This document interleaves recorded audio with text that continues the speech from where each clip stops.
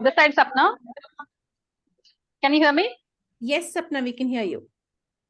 Okay, great. I'm so sorry. I'm actually at a temple and there is some noise in the background. So I hope everybody is able to hear me. So I just have a question from the previous slide. I mean, of course, we are moving to the next slide. I'll introduce myself. I'm Sapna. I run cyber security business, and I'm stationed at Pune. And we have business all over India. So now, when it comes to introducing or starting a conversation with somebody, especially when you're at forum or some workshop or some seminar, which is a physical one. Now there, let's say if it's a lift interaction or it's the first time, you're just sitting next to somebody or anything of that kind, where if the person next to you or in the lift is a very very extremely senior, extremely top-notch, person. And then probably you are like, he's like top senior and you're falling into that only senior level or maybe a mid level. Then how do you strike a conversation? And sometimes, he's not willing to actually start any conversation, or he's too busy with something on his mobile, or he's in his he's preoccupied with some thoughts, or if he's a speaker himself. Many times, the speakers also we come across in counter, so he's himself a speaker, something of that kind. So what could be a right thing to do there? So this is a different setting, right, where the person may not be prepared to hear your pitch, or even may not want to be disturbed, but you may be very interested in reaching out to that person. Without knowing a lot about the context, some of the quick tips that I can share here is to politely interrupt the person and say, I'm very interested in talking to you about my work and I want to introduce myself. What's a good way to do that? Can I get your contact, or how can I find you where we can spend more time, talk about each other? Some sort of permission seeking at the same time, giving a heads up that you're very interested in talking to the person. That's all you can manage in that place. Maybe you can say things like at a top line that you are a cybersecurity, just maybe a couple of words. That's all you can sort of squeeze in. But beyond that, I would tread on the path of being very careful about pitching or going with a full blown pitch to somebody who's not interested in listening, somebody who's not tuned to listening to you at that point of time. So therefore, always creating the right context also sometimes becomes important, and watching out where is the opportunity to pitch, where I am going to be getting 10-second attention from that person. That's very important. And that's where the conversation starters also become important, where if you see the person very busy, you can say, I notice that you're really busy. Do you have a moment to talk to me? That could be a good conversation starter. And if the person says, sorry, what is it about? Then you can really say something and then get some sort of initial meeting set up for yourself and follow it on through next meeting. And next meeting will be your real chance to really share your elevator pitch. And that's where you need to be really going full blown on your elevator pitch. I wouldn't think meeting somebody in a setting where they're not interested, that wouldn't be the place for elevator pitch. That will be a conversation starter. Also, to my mind, I also think if you have an interesting elevator pitch, you can get him interested. See, the purpose of sometimes why we actually the concept of elevator pitch came into being was that some senior audience you're meeting in the elevator. How do you get him hooked on to you? And in fact, if you read a lot about elevator pitch, they talk about this aspect that how elevator pitches can lead you to build a career at a point of time, because a person is remembered because how he himself presented. It could be a very junior person. So therefore, how interesting you make your elevator pitch is also very important to catch their attention immediately. And that's why elevator pitches are so critical for us to think of, that the other person gets interested in you. He's not interested, he doesn't know you, he's meeting you for the first time. And how you keep that interest to that individual is a very important element. Absolutely. And from especially a junior to senior. Absolutely. And Correct.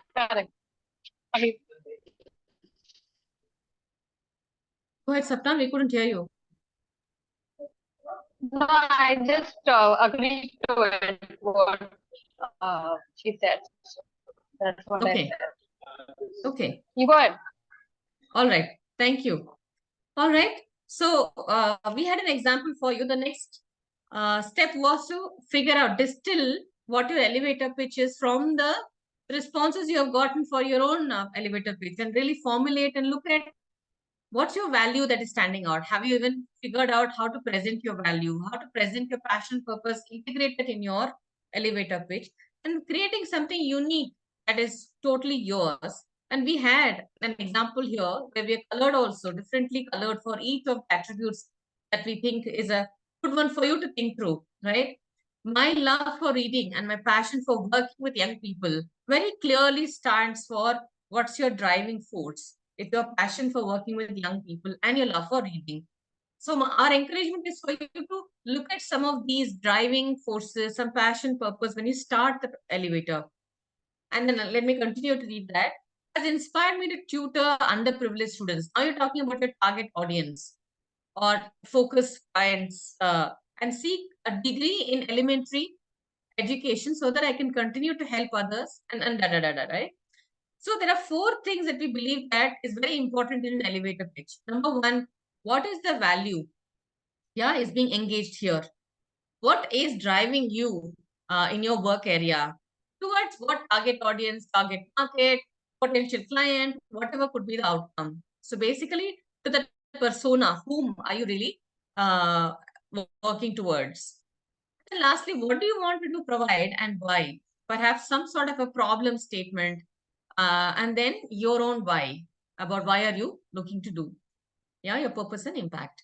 And our encouragement is that for you to look at your own current elevator pitch to see, does it cover some of these? If not, what can you really add to make it more compelling?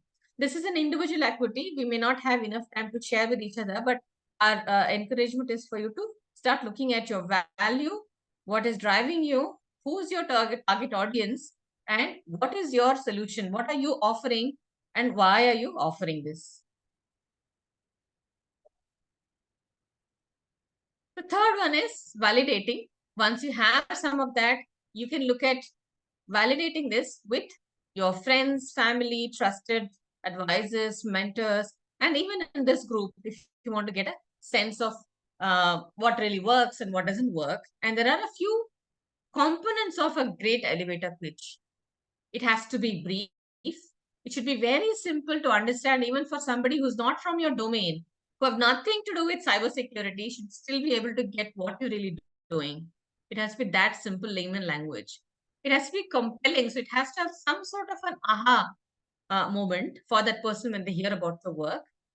And it has to be relevant. It has to be differentiated at the same time and very authentic what your work is and who you are as a person.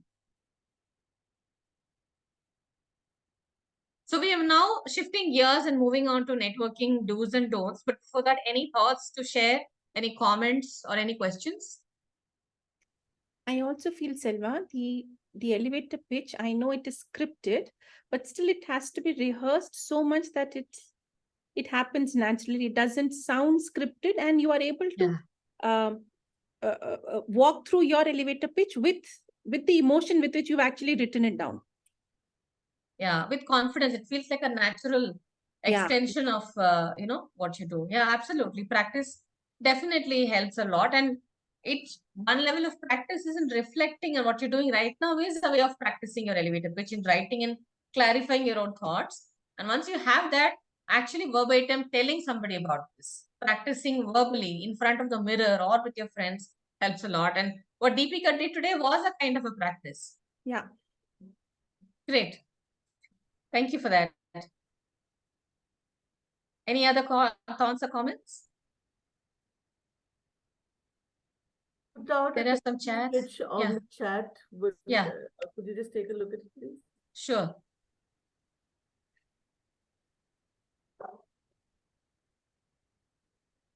Anupa has shared her elevator pitches. Yes. So I'm just reading this for everybody. She says put that on the chat, I can't hear you. Yeah, I can't no problem. hear you. Could you please type if you don't mind? Yeah, let me read the pitch first. My deep conviction that success and happiness are determined by self-awareness and emotional awareness, and my passion for working with children have led me to create a fun learning product for younger children and a self-development product for teens. And above that, can be implemented through schools once a week. Yeah, okay. So if you'd like feedback from this group, Anupa, I would encourage everybody to take a look at this and share their comments here on the chat because she's unable to hear. Sorry, I can't hear you. Could you please type? I can't hear you at all. I'm sorry about this noise here. Oh, no problem. You can say it for the benefit group. Could you also type it? Because I'm not able to hear you at all. Sure. So I'm just saying that we can get everybody to share their comments on the page. Yeah. We'll get going from here. If there are any other before, yeah. Yeah, great. I think there are some feedback already flowing in. So any quick thoughts on what are the absolute must-dos when you network?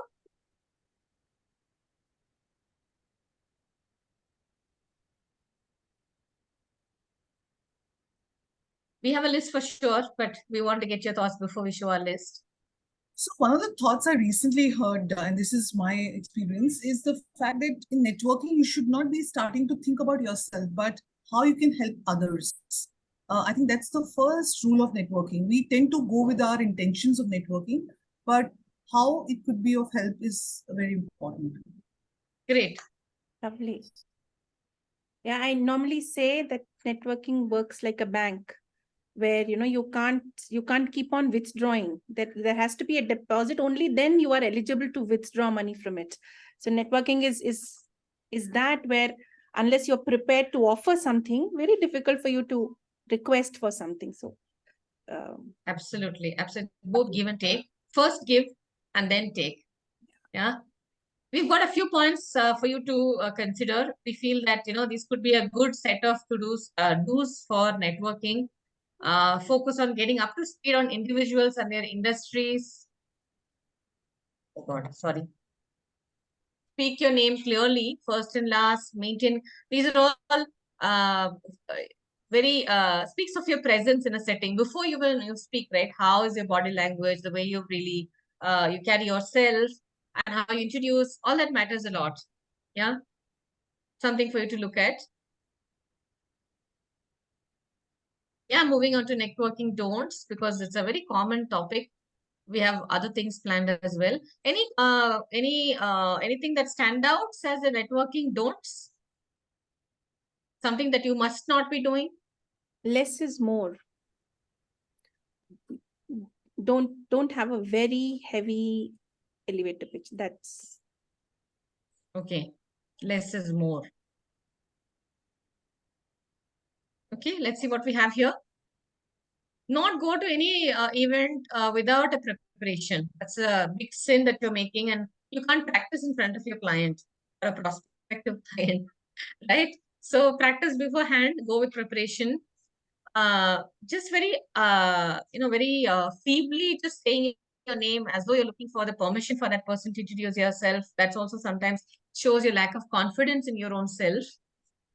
Making eye contact with just one person when you're addressing a group of people sometimes can be seen as not very interested, and others start to lose interest very quickly with you. Using your industry-specific jargon, slang, or very high-level language that doesn't mean anything for the group. In that sense, not contextualizing, not being relevant, not being simple enough is a big don't. Be a wallflower and wait for people to come to you is also something that you will not gain much. I mean, the whole networking will not happen if you wait for people to come to you. Some may come to you, but your opportunity is to go and really show and share your presence. Ramble or give a condensed version of both are extremes, right? Too long or too short becomes useless, or it becomes very ineffective. The best way is to gauge and have a 2-3 lines that has enough information about you, and then if the person make the person interested to ask you for more. And then lastly, something that I think all of us have to remember that can't forget to network even when you're busy. So make time, make that as a focus area for you to network if you're serious about it. Very offhand, one-off networks is not really called as networking. Networking is a concept that is meant for active collaboration, active seeking and giving. It's an exchange. Therefore, the more consistent it is, the better it is for you. Any other thoughts before we move on? Okay, great. So has anyone, we'd like to also talk a little bit more about the different kinds of networking that is available for us. I'd love to just share this with you. Does anyone know what is the strength of the weak ties concept? Apart from Shanti, of course. Any guess what this might mean? What is the strength of the weak ties? Okay, so usually our belief is that we need to talk to our own circle of people or our own network or a setting where the domain is really understood. Therefore, we put a lot of efforts in talking to people who may know our work already or may know the domain already.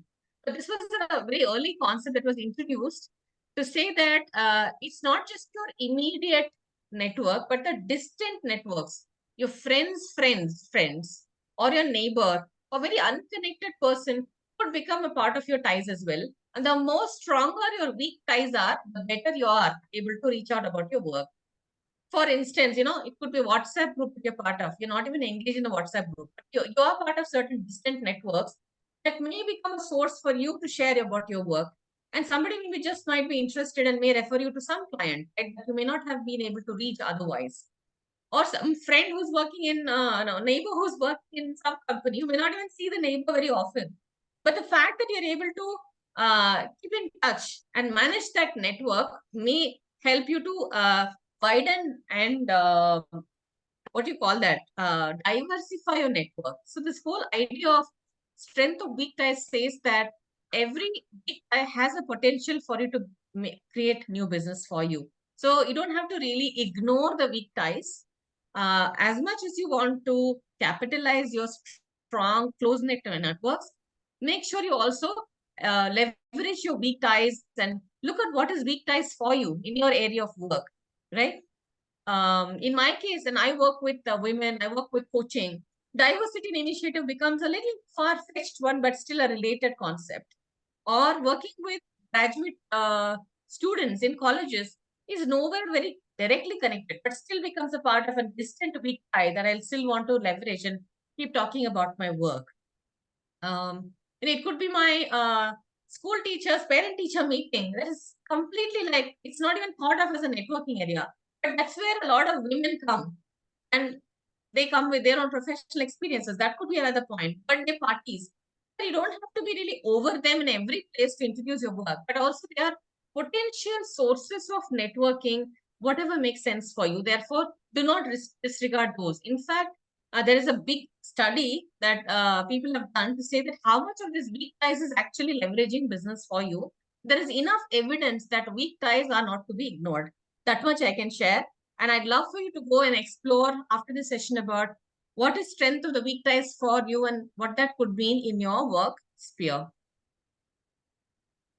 So and continuing from there, we believe that as part of strategic networking, track your relationship, both past, present, and future relationship with your colleagues, with your own network of networks, and keep consistently be in touch with them and talk about your work and understand what's happening in their world as well.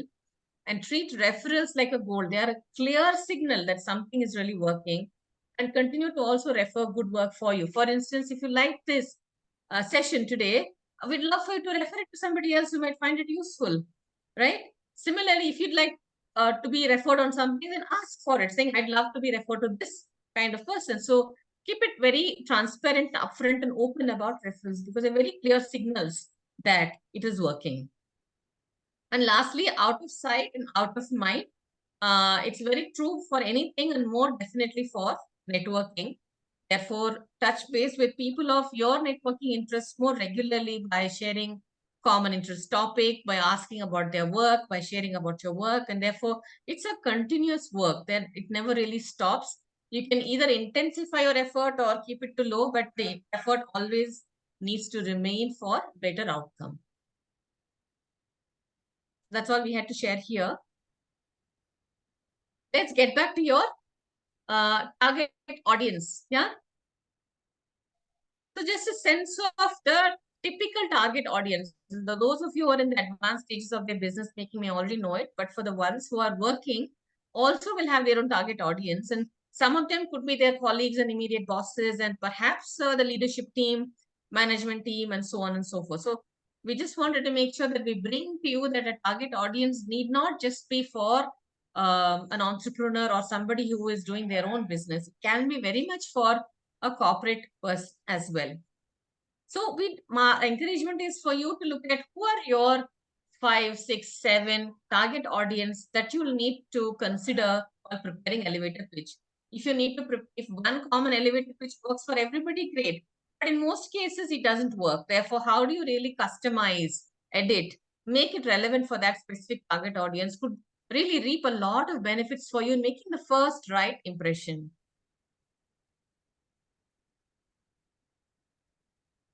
We had some activities for you. This can be just quick through. Once you have look at your own set of target audience, let's say you had 7, 8 of them, then the next activity could be for you to look at who's most important, most influential, most useful that you'd like to prioritize. And it can be any kind of prioritization, but having a priority list of target audience, and then getting a sense of what their key expectations might be out of you. You kind of need to rush through this, but I didn't want to still for you to lose out on this. So our invitation is for you to do this post session and really reap the benefits of that. Clearly prioritizing your target audience and listing down their expectations from you. And then to figure out how do I really fulfill that expectation. So look at 3, 4 columns of this. My high priority audience, target audience, their key expectations, even in words, right? Keywords. And what can I do to fulfill their expectations? And again, in some keywords. And if you were to do that for your top 3 target audience versus their expectations versus where you are, in case you're not able to fulfill today, what do you need to do to fulfill that expectation? Who do you need to network to really get more information, get more skill, to make sure that expectation is fulfilled? Could be another outcome for you. So in essence, what we are saying is, what does your target audience need? What are you able to offer in conjunctions to that becomes your unique selling proposition, your brand.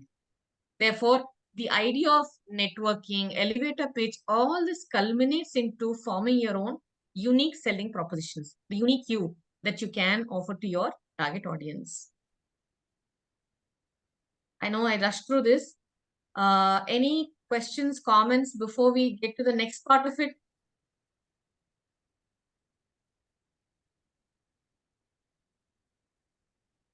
Just checking the chat to see if there are any questions. There are none. We can... Okay. Okay. All right, then let's jump into the next section, which I feel is a very unique part of this workshop as well. Most often you hear talking about what is networking, what is do's and don'ts. There are enough YouTube videos. I think the source of information is that there is a lot of information around networking, but hardly any in figuring out your own you. So we thought we could also introduce a section where you can explore your own fears and doubts and contemplations about networking and find a way to address them. So here is what we will do. This is going to be a silent writing or reflection activity, and then sharing in the group before we close for the day. So may I invite each of you to think about, given all that you know about networking, what is your biggest fear that you holds back from networking or doesn't propel you further? It could be any way.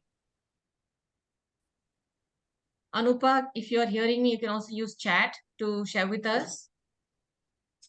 Yeah, now Yeah. it's quiet. Yeah, sure. So I'll give you two sets of each question so it becomes easy for you.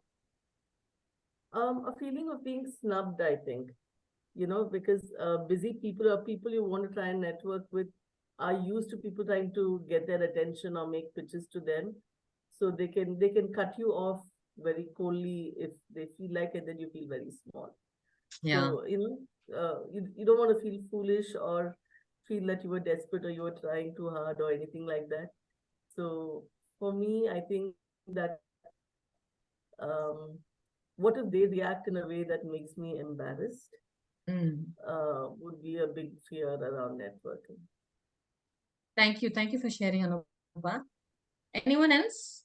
We'd like all of us to actually share. This is a Yeah, safe one more. space. Yeah, go ahead, Yeah, Satyajit. one more is like, what happens when there are a lot of young females, trying to, be there in the, conferences or events, trying to impress. As a male person, sometimes I, come into that doubt whether, I will be able to impress, in that, because those females are presentable and they're, talking impressive. I don't know. I mean, I have only one plus factor that compared to their knowledge, I can pitch in much better in terms of knowledge. But the first gift wrapping, which a male person, sometimes at the backseat. So how, I mean, that is one, I'm not asking anything on that, but I'm just saying that as a fear. Sure. Yeah. Yeah. Want to acknowledge how open you are about this, Satyajit. That's where it starts from, recognizing what your own internal fears are. Yes. Thank Yes. you. Yes. Yeah, we do have some work on that. Any more sharing? Then we can move on. We'd actually like all of us to share. We thought this could be a good group activity. I've put mine in the text chat, so Yeah. they don't want to hear me right now. Am I intruding their space? Typically, when people are there in smaller groups, I find it very difficult to barge into that group. If I find somebody standing alone, then it's easier for me to go and approach and extend my hand and say, hi, I'm so and so. But in a group, I find it very intrusive to barge in. And Vaishnavi also says that the mindset that the recipient may not be interested in what I have to say, somewhat similar to what Anupa said. Will they cut me off is what she said. And here the question is, will they even be interested? Is the question. For me, one of the biggest fears of networking is that will it ever really impress them? I mean, it's like what, right? Everybody is doing work. Everybody is a coach. So how are you different? So the fear of not being unique enough sometimes bothers. Cool. Once you have looked at some more, at least I would say, if you had more time, look at all kinds of fear that you have. But for the purpose of time here, we'll limit it to one fear because it's easy for you to work on that. Once you have identified that fear, then look at what is one belief that you can challenge about that fear to address this. In my case, my belief is that I am not unique. For example, right? Because my fear is that I will be considered as some vanilla, some general stuff. And therefore, the belief underlying that fear is I am not unique. Yeah. And so the question for you to look at is, what is one belief that you can challenge right now that may be causing this fear?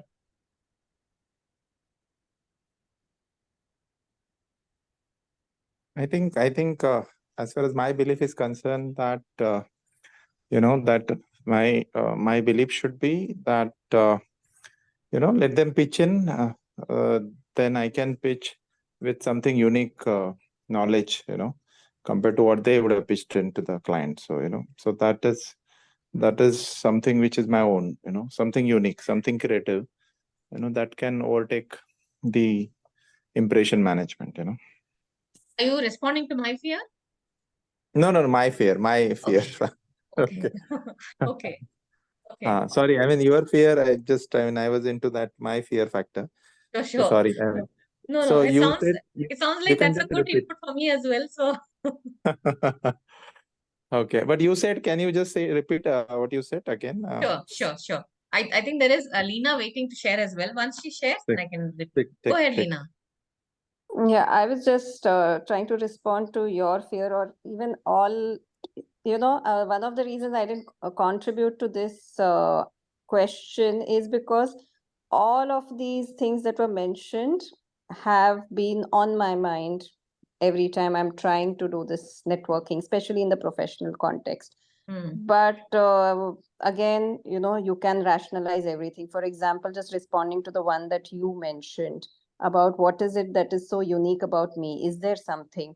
It also stems from an assumption that others have something very, very unique, right? Which Yeah. in itself, in today's world, it's frankly, I mean, in my opinion, it's almost non-existent. There will be, of course, degrees to which we are, better than others in some ways. But if that assumption itself does not necessarily hold true in terms of what you have access to and what you can do to become a little bit better or unique to that extent, then that fear, frankly, should not be a big one to overcome. Right. I earlier heard you say that you were hesitant to do this, right, Lena? Yeah. What made that, why that hesitancy? So I love meeting people and making connects. And I also truly believe that it doesn't have to be with a purpose necessarily. I just like to meet people. It makes my day go well and I'm happy. And I like to do it in a professional setting also. However, I feel, I may or may not be wrong, I feel that a lot of the professional networking is very much with that purpose that it has to help me with this, or I need more than I want to cross at 500 LinkedIn connections.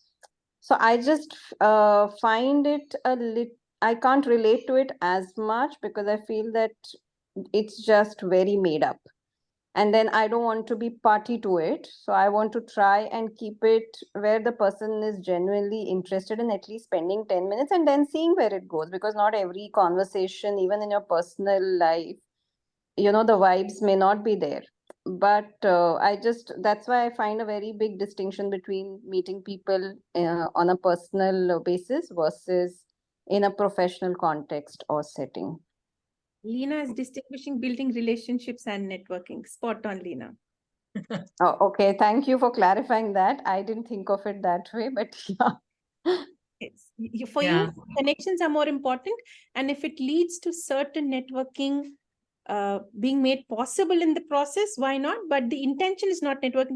The intention is building connections and relationships. So lovely. Yes. Yeah, because while we always say that we, offer first and then take, I also hold this very strong belief again on every front that not all relationships will make that possible. For example, even in our personal lives, there are some of our friends and family that do far, far more for us, and we somehow can't reciprocate. Okay. And there are others similarly who we do a lot more for, even though we know that they don't do enough or they're not available for us enough. It just in the long run, it evens out on both scales. But I believe that even in the professional network, it's like that. I may be happy and it's possible for me to help people who may not be able to do anything for me in return. And I'm sure there is another side to it on, for me as well. So I sometimes I feel I'm overthinking it, but yeah, these are the reasons why the professional bit at least doesn't come very naturally to me. Right. Makes sense. Thank you for that. So Anupa also mentions questions there. Does this make sense to be invested in putting your best forward, but be able to fully dial back it if it's not working, or it is the wrong time, or it's not working, to be able to shrug it off also at the same time? It feels like you have the answers within your questions, Anupa. My invitation is for you to look at what is your belief that you can challenge, that you can address it most of the time, not all the time. Even when you are interested in making it work and something doesn't work, then how do you really move forward? Yeah. I don't know if you can hear me. It's too long for me to type this for you. My invitation is to check your belief. But if it's not working, does one have to move forward or can one step back? Sometimes Yeah. in networking, one also has to step back. Absolutely.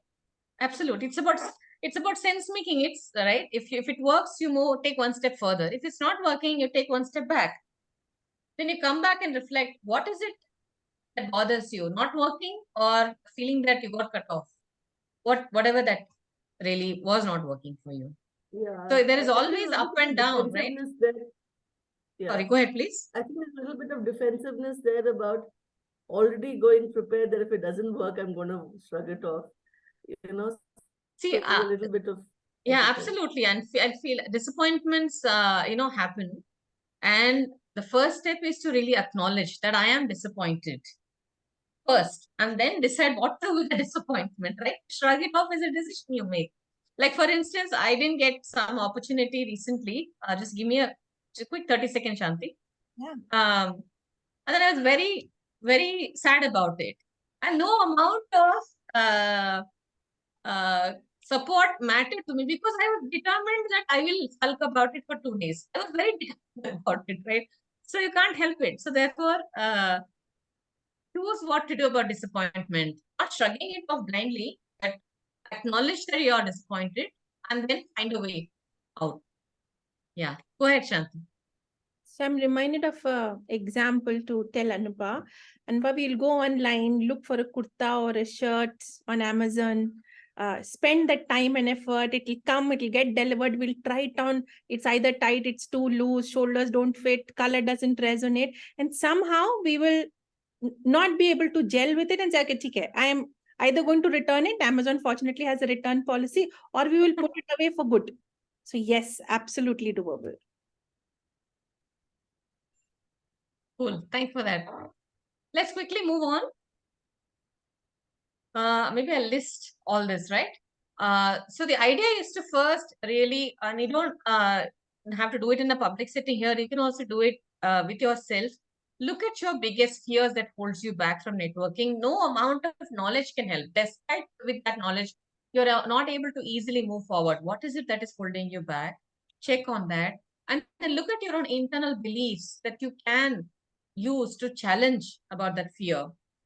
And the next is use that belief to understand what is that one small step that you can take to overcome this challenge. In my case, I believe that I'm not unique. And the a small step that I decided is that it doesn't matter. I will talk about my work with as much passion that I have about it. I believe this is useful, may not be unique, but definitely useful. So therefore, I will highlight the usefulness of my idea, of my work. And that's how I was able to make peace with it or overcome that feeling that I'm not unique enough. And what could that be for you? Yeah, think about that one small step that you can take. And then one of the things that also helps you to also go back and check on your own past experiences or strengths that you believe you hold that can help you cross the bridge. It's One easier thing said I'm than learning done. from watching you, Selva, is that you smile frequently, and that's inviting. And I think sometimes, especially when one nervous about making a pitch or wants to make it work, one takes it so seriously, one forgets to smile. Yeah. So one of the things I'm picking up from you is that let your default facial expression be a smile. Thank you for that compliment, Anupa. Yeah, this is all we had about exploring fears and addressing them. We'd love to hear from you, and we'd love to hear from every one of you, but whoever is willing to share, it will be an experience for others to learn as well. Anybody who's wishing to share?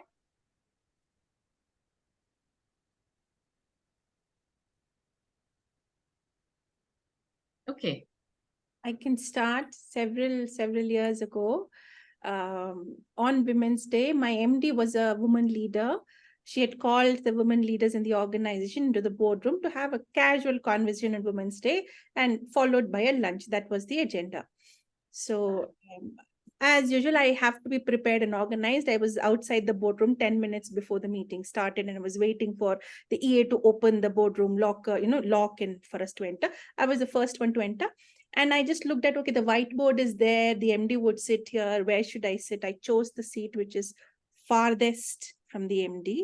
And I waited for others to come and occupy those initial seats before I actually took my seat. The event went well.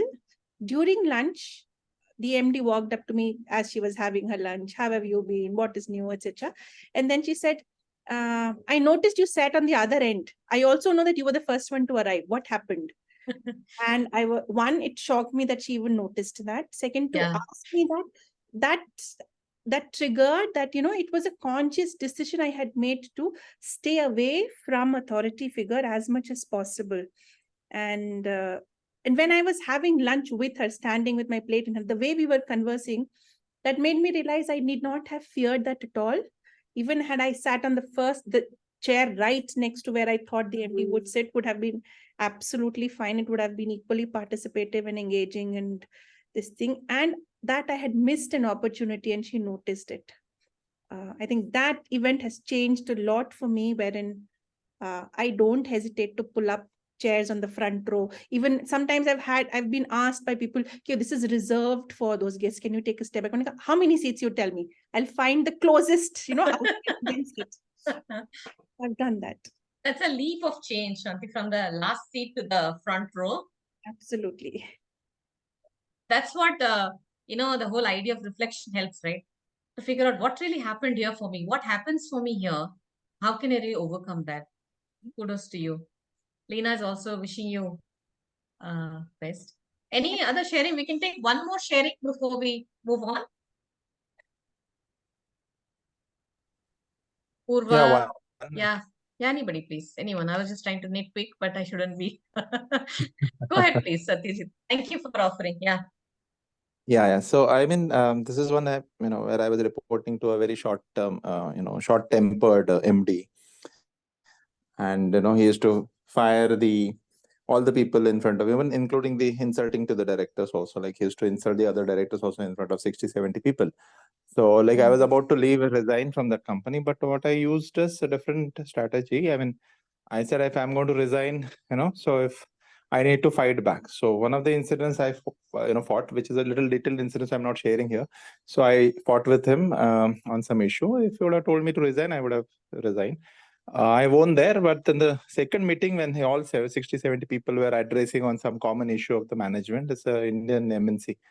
So there I realized everybody was arguing and everything part of it. MD is saying this, but there's a lot of arguments happening. So I stood there and I said, I will write the things on the board.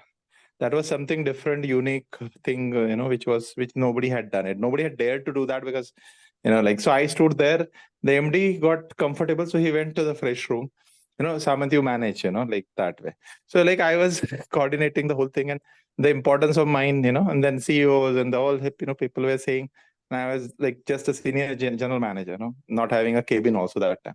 So I became an important person. So I realized that what others are not doing, and somebody said, so something uniqueness, if you show that, you come into that limelight immediately. But that risk taking, is needed. Otherwise, I mean, you should be ready. Okay, you are going to lose the job, or you are going to be, you are ready, be mentally ready, because it should not make you upset if somebody kills you that moment, So that mental readiness is very important.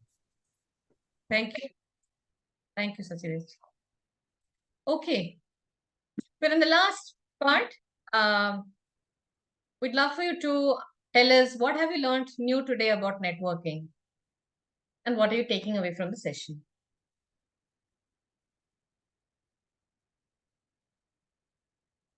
Who'd like to start? Yeah, I think because I think we need to conclude, right? So I mean, my takeaway is like, as you said, elevator pitch, we need to diagnose the situation well. If the situation diagnosis is better, I think the right pitching or not pitching, will play important role. If diagnosis fails, we will not, whatever we do elevator pitch also, it will fail probably. So I think diagnosis is very important takeaway. Okay. Thank you.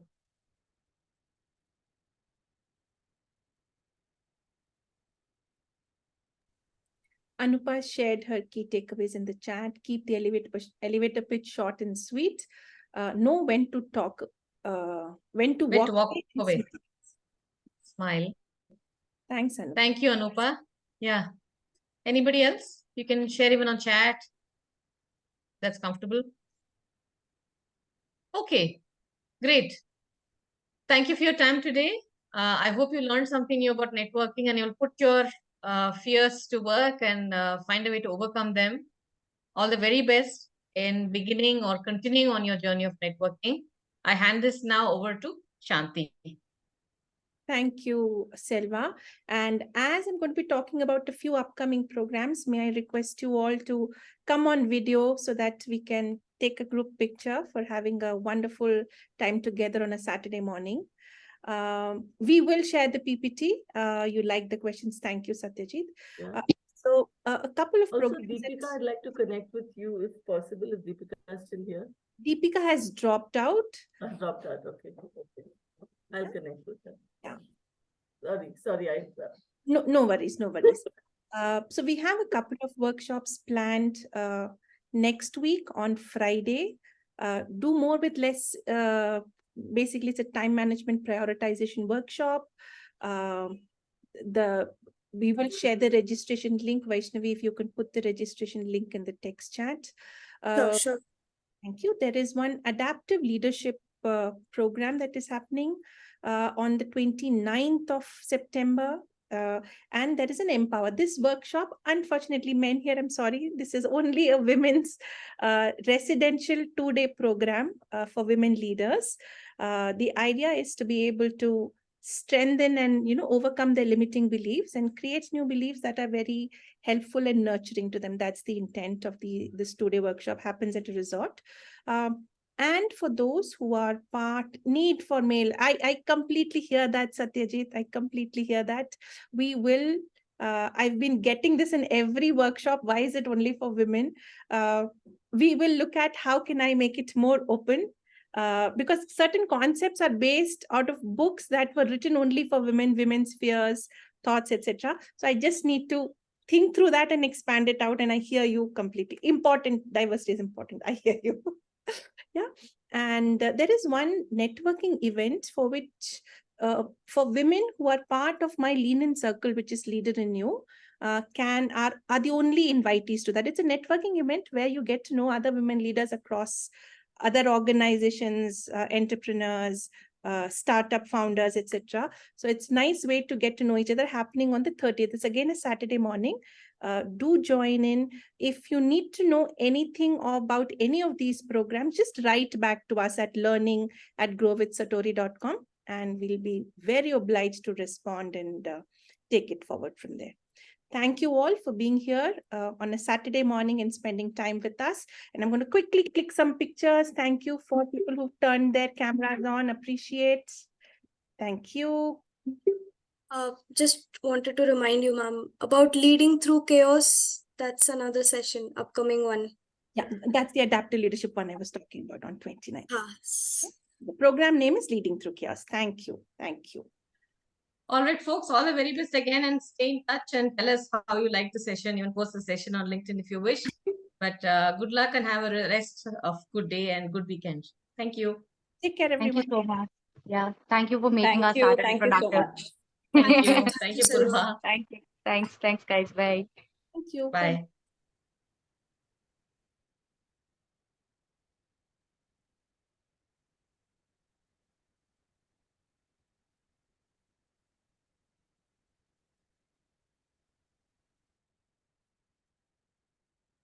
Lovely, Selva.